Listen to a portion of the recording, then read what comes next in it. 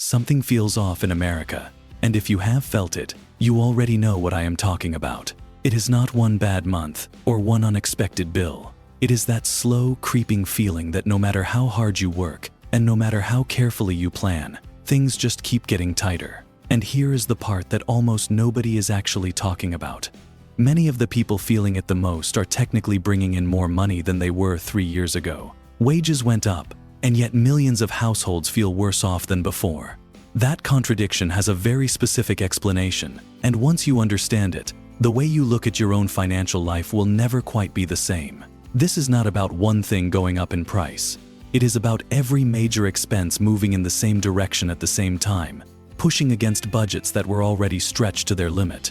And the reason it is happening is not what most people think. By the end of this video, you will understand exactly what is driving all of this and why it feels so different from anything we have dealt with before. Part 1. The signal that appeared before the data did. Before a downturn ever shows up in any official report, it shows up in behavior.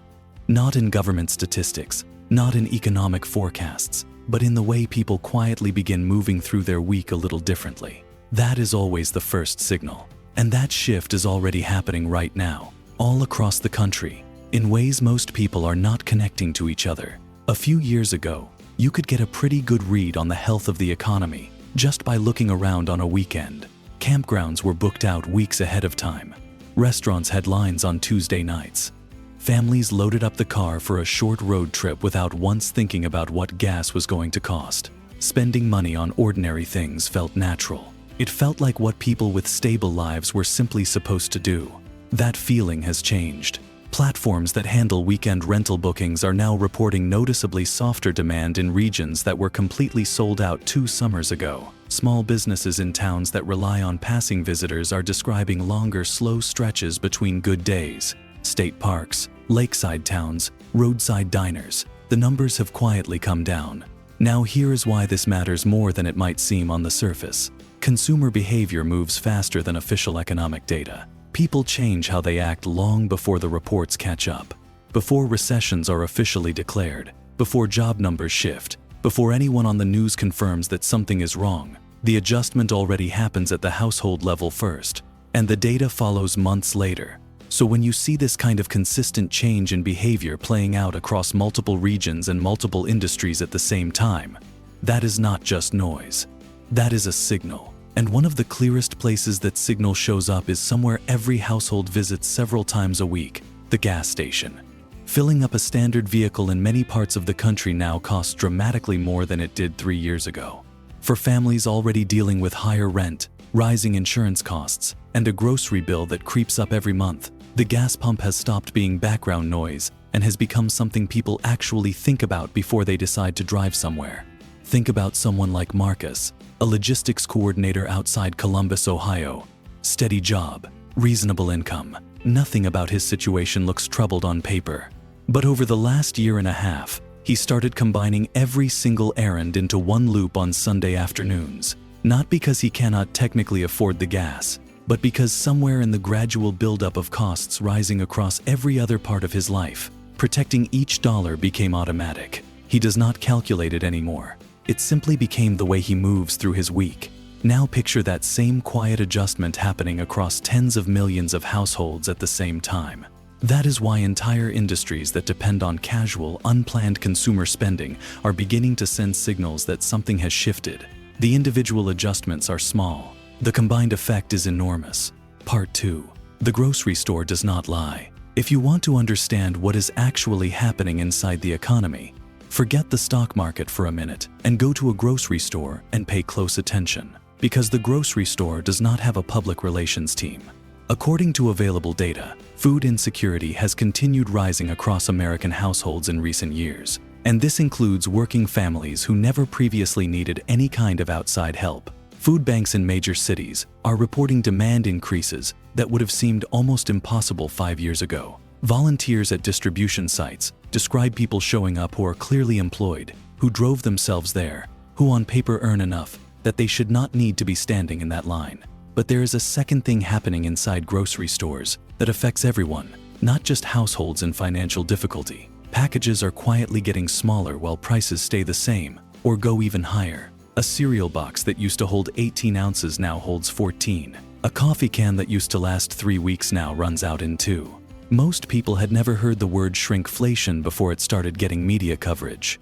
They did not need the word. They just noticed that things were disappearing faster while the receipt looked exactly the same. Fresh produce, lean protein, whole grains. For a growing number of families, these have become optional items, things you reach for when the budget allows, rather than basics you simply expect to have. Cheaper processed food fills more days per dollar, and that is not a choice people are making based on preference. It is just the math, and that alone would be a meaningful story. But groceries are only one piece of the bigger picture. Step back and look at every major expense at the same time.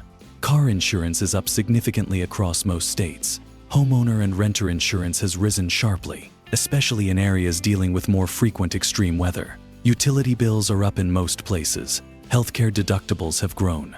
Prescription costs are higher. Subscription services keep moving in one direction only. None of those is a disaster on its own, but they are all moving together in the same direction during the same months, and they are landing against household budgets that have no room left to absorb them. This is why so many Americans have stopped feeling like they are building towards something, and instead feel like they are just trying not to fall behind. And those are two completely different experiences of financial life. One feels like progress. The other feels like treading water while the current keeps pulling harder. Does that sound familiar to you? Because if it does, I want to hear from you in the comments. What category has hit your household the hardest? Part 3. More money, less stability. How is that even possible? Here is the part that genuinely confuses people when they try to make sense of their own situation. Wages went up. Not everywhere and not equally, but across several industries over the last few years, wages did actually increase. People who changed jobs often received real raises. A lot of households added extra income through gig work, freelance projects, and second income streams that did not even exist a few years earlier. On paper, millions of American families are bringing in more dollars today than they were in 2020, and yet they consistently feel worse off. This is not a perception problem. It is math. When inflation runs above wage growth for long enough, those extra dollars vanish in real terms. The number on your paycheck goes up, but the number on everything you need goes up faster. You are running harder, but the finish line keeps moving further away. Here is where that gap becomes impossible to ignore. According to the New York Federal Reserve, total credit card debt in the United States has crossed $1 trillion. That number did not arrive all at once. It built up gradually as household after household crossed a line from using credit as a convenience to using it as a way to simply get through the month. Minimum payments are replacing full payoffs as the new normal. Interest is now compounding on groceries, on utility bills, on medical expenses. Debt that used to be associated with vacations and big purchases is now being carried for things that are completely basic to daily life. And when a household starts borrowing money to buy food, something shifts psychologically that does not easily shift back. The paycheck that arrives this week already belongs to last month. The loop closes. Getting out of it requires a financial surplus, and for millions of households, that surplus simply does not exist. This is also why the buy now, pay later model has quietly spread into every corner of daily life. Apartment buildings in several major cities now offer rent installment programs split across the month, because a single monthly payment has become genuinely difficult for a growing number of tenants to manage. Financing used to be for homes and cars. It has now worked its way down into groceries, clothing, and basic household needs. That is not financial progress. That is financial strain being made to look normal, one product at a time. Part 4. Stable on the surface, fragile underneath. The job market looks fine at first glance. Unemployment is relatively low. Jobs exist. People are going to work. But the reality underneath those headline numbers has become far less stable than the surface suggests. Healthcare is probably the clearest example of this pattern. In cities across the country, algorithm-driven staffing platforms have changed how hospitals fill their open shifts. Nurses who used to have reliable schedules and guaranteed hours are now competing inside apps where shift pricing changes based on real-time demand. They are technically employed. They are technically working, but the predictability that once made nursing feel like a solid career path has quietly worn away for a lot of people in that field. And this is not unique to healthcare. It reflects a much broader pattern. Work across multiple industries has become more uncertain, more variable, and more dependent on demand that individual workers cannot predict or control. For a generation that was told that education plus consistent effort equals security, this is a quiet betrayal of something that was never formally promised but was always strongly implied. The geographic reality makes this even more apparent. In states where the minimum wage has not meaningfully changed in 10 years or more, the gap between what work pays and what life costs has become genuinely hard to close. Gas, food, rent, insurance. None of those costs check which state you live in before going up. They rose broadly. The wages in those states did not follow at the same pace. And here is something worth understanding about how wage data actually gets reported. When economists talk about average wage growth, they are averaging together executive salaries, tech sector pay, and finance industry compensation alongside the earnings of retail workers and food service employees. The average can look encouraging, while the median, the number that actually reflects the middle of real experience, tells a completely different story. A family can have both adults working full-time, doing everything right, and still feel financially trapped.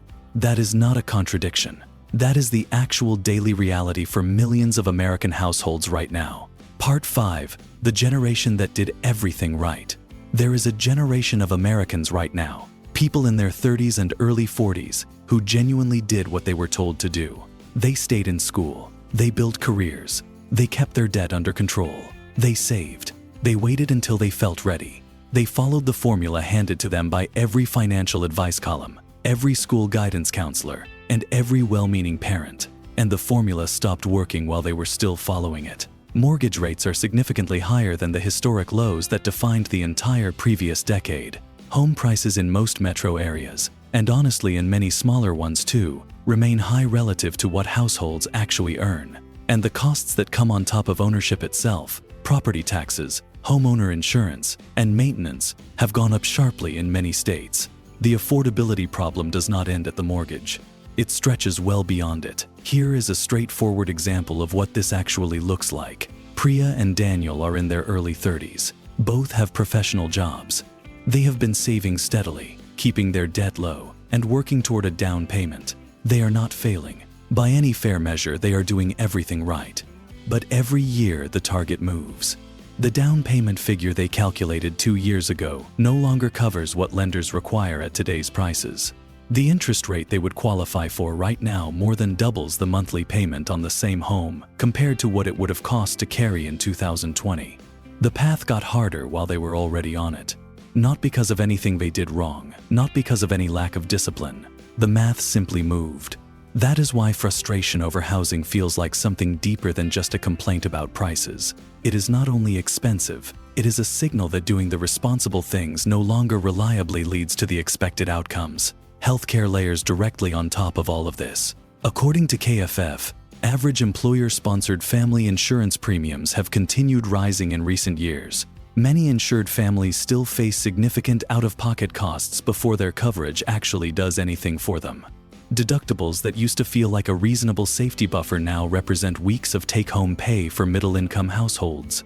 So people put things off. Dental visits, follow-up appointments, preventive care. The routine health management that responsible planning used to include gets quietly pushed into a future that never quite arrives.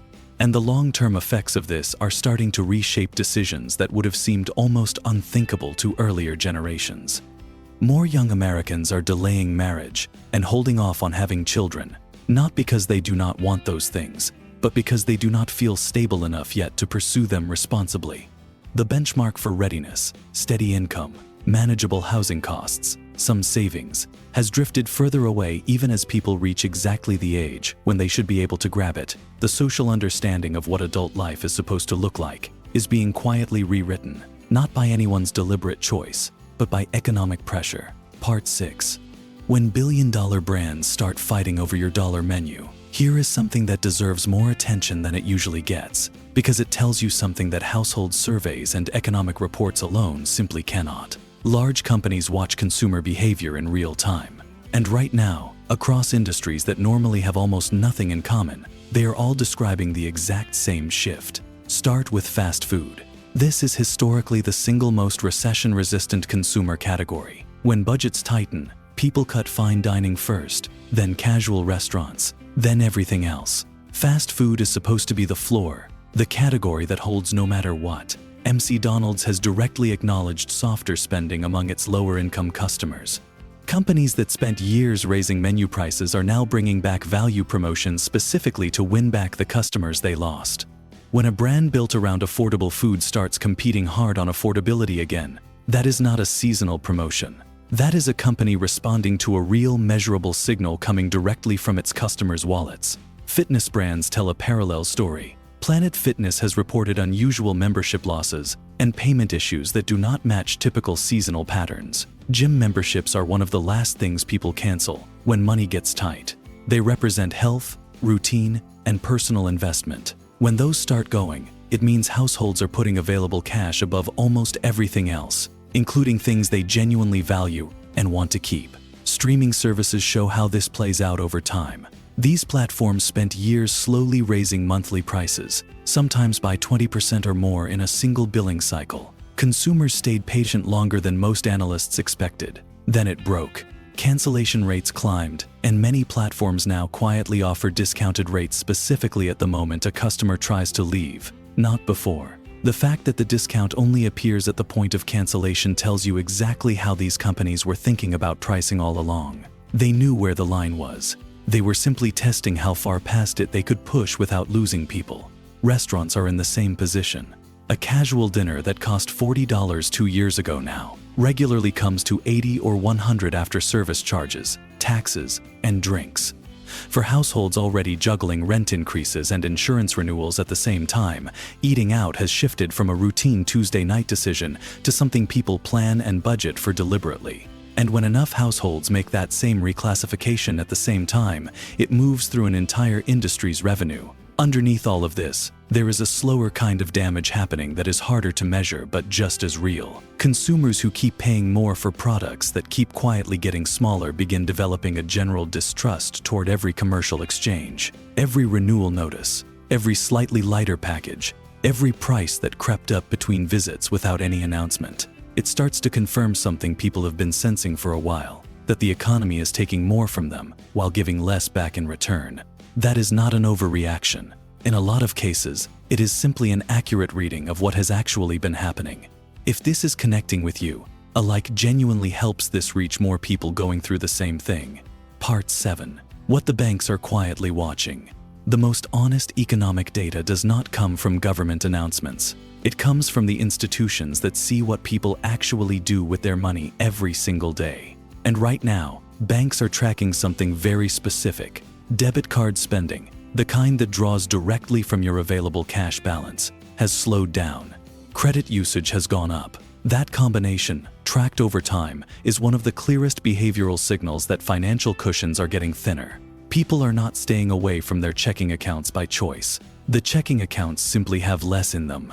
The Federal Reserve's own research puts a specific number on this. Only around 63% of American adults say they could cover an unexpected $400 expense using cash or its equivalent. More than 1 in 3 working Americans, people with jobs and paychecks, could not absorb a single $400 surprise without going into debt or reaching out for help. A car repair, a medical copay, 1 week of lost income. Any one of those things can set off a debt spiral for a household running with no financial cushion at all.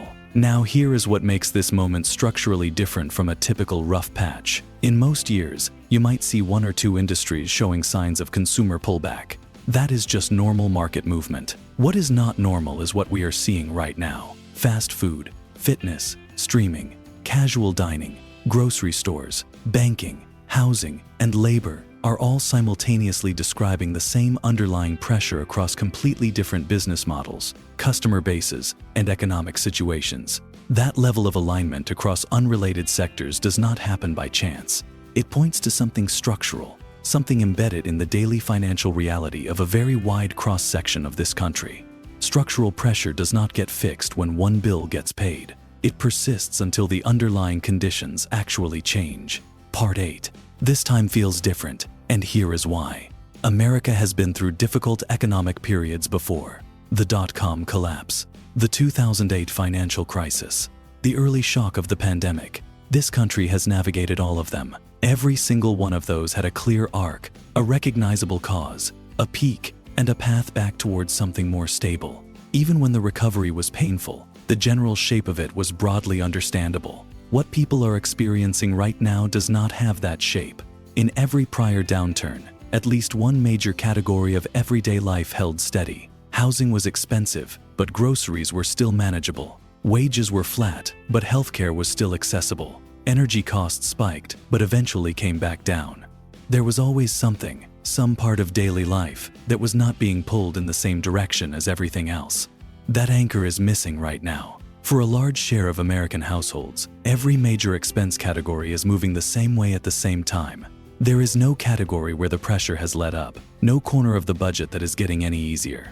The University of Michigan's consumer sentiment surveys show meaningfully weaker confidence than in prior economic cycles. And what those surveys really measure is not just how people feel today. They measure what people expect tomorrow to look like, whether they believe things are moving towards something better or continuing to drift further away. When that expectation weakens across millions of households at the same time, the effects are real and measurable. People delay large purchases.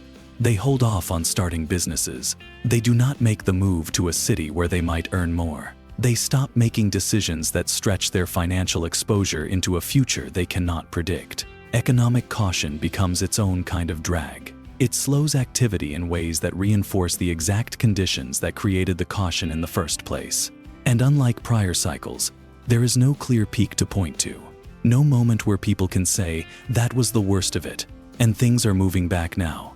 Housing costs did not spike and correct. They went up and stayed up. Insurance costs did not surge and then level off.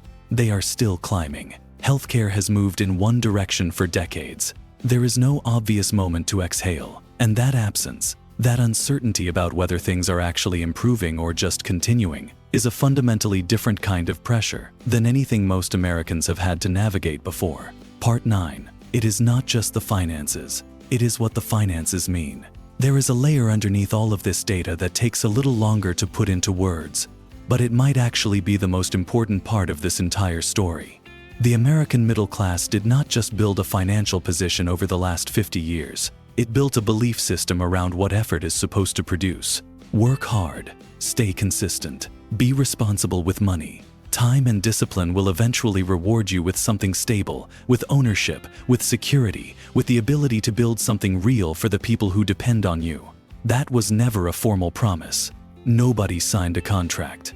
But it functioned as a shared cultural understanding for a very long time. And that understanding is being tested in a very visible way right now. More Americans are openly describing delayed adulthood as a structural outcome rather than a personal failure. Conversations about debt that never goes away, about homeownership that keeps moving further out of reach, about retirement savings that do not add up the way anyone was told they would.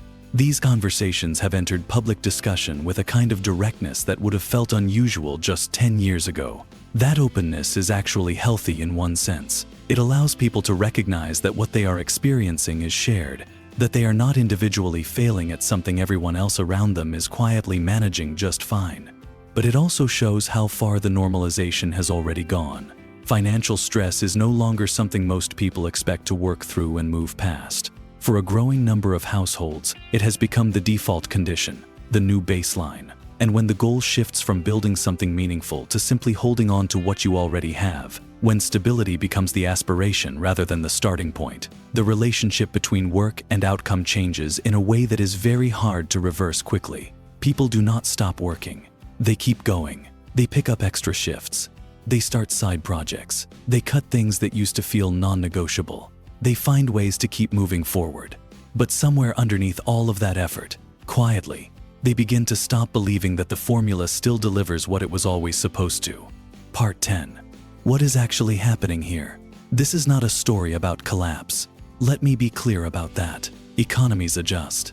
Conditions that feel permanent eventually shift. Markets find new balance. That has always been true, and it will be true again. But what is happening right now is not a standard cycle. It is a structural drift, a slow movement away from the conditions that once allowed consistent ordinary effort to produce consistent ordinary stability. People are driving less, traveling less, eating out less, delaying healthcare, carrying debt for longer, and putting off major life milestones. None of those is a random, isolated decision. Taken together, they describe a very large number of households that have quietly moved into preservation mode. Not panic, just a steady, determined effort to hold their position against a current that keeps pulling. And the deeper concern, the one sitting underneath every piece of data in this video, is not that people fear some kind of sudden collapse.